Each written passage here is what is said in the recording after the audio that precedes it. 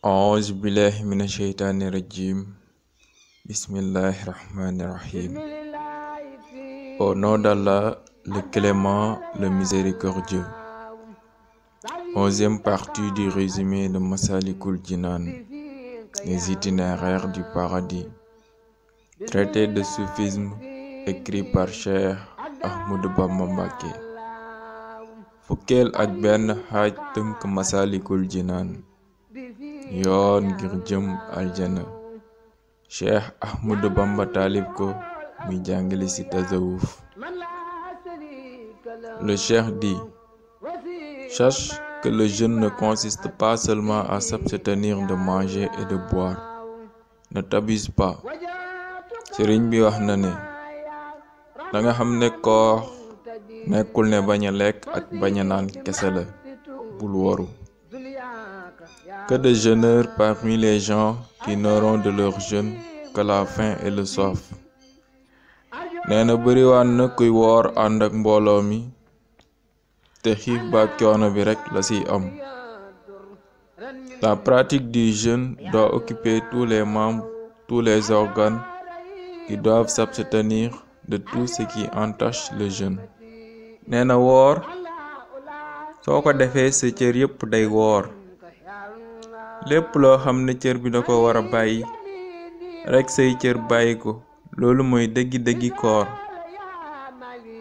Abstiens-toi de regarder tout ce qui est prohibé, de marcher dans sa direction, de l'écouter quand on en parle ou d'en parler toi-même.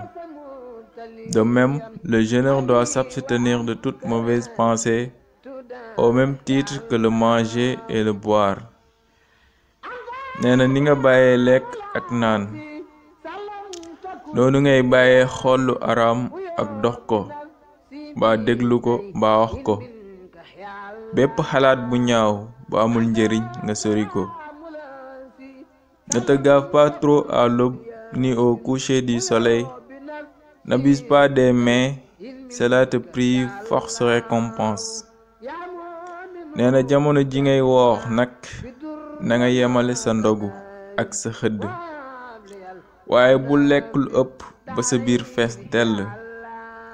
Nee na loolu soo ko defee doo am tiyaabay koor. Quiconque se remplit l'estomac d'aliments l'arrose abondamment et dort profondément. Celui-là se rend l'égal des animaux car beaucoup de bien lui échappe. Il perd et périt. Nee na koo xam ne dafa woor topp koor gi tax mu daldi lekk ba biir bi fees, naan ba biiram fees, daldi tëdd nelaw nam ko neexee. Nee na loolu moom jëfi bàyyi ma la, ngir yiw bu bari raw na ko. leeru koor bañ bëggoon sa koor ga da kay daldi sori.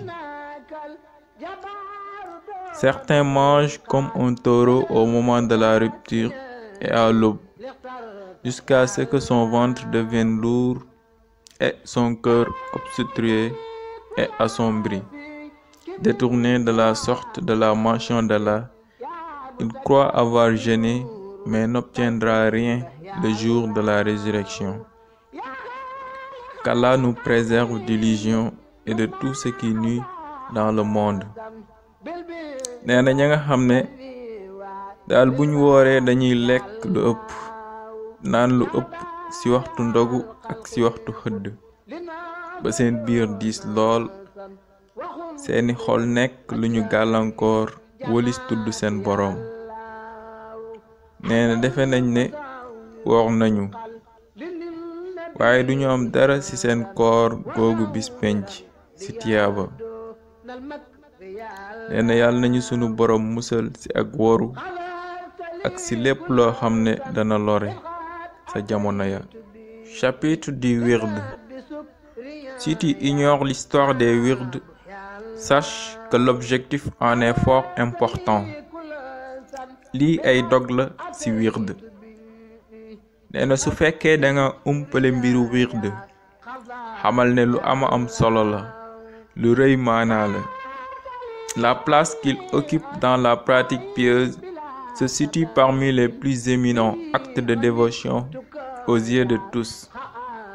neena boo dee seet bërëb bi mu tegu moom wird si booy tegale gradi jaamu yàlla yi fa sa wird di nekk bërëb bu kawe lay doon daraja ji ngay jox wird si bërëb yooyu ju màgg lay doon si ñëpp ñu xam.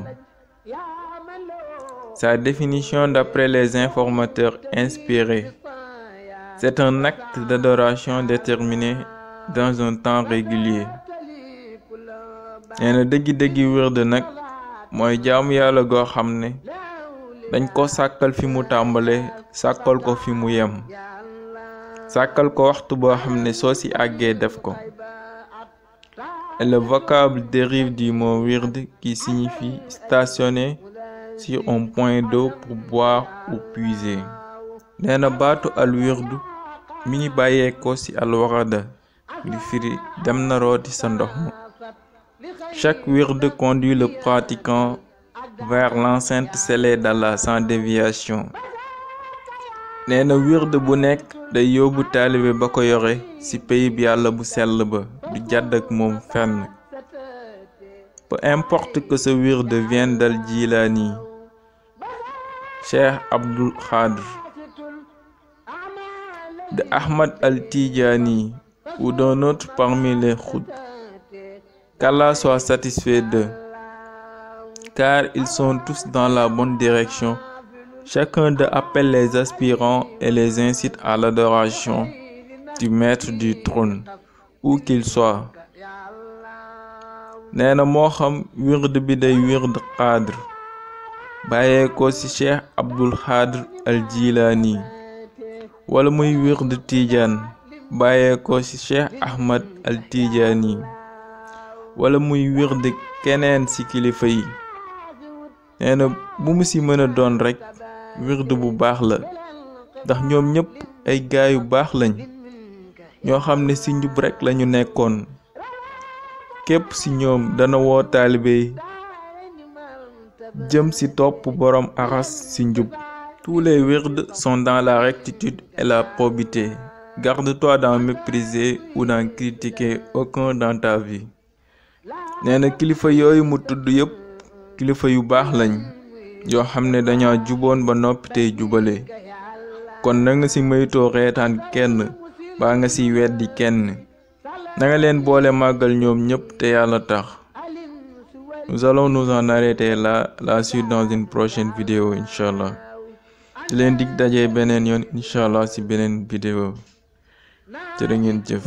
jut ta yàlla adal lazi li hada jumlatama li qawdar ya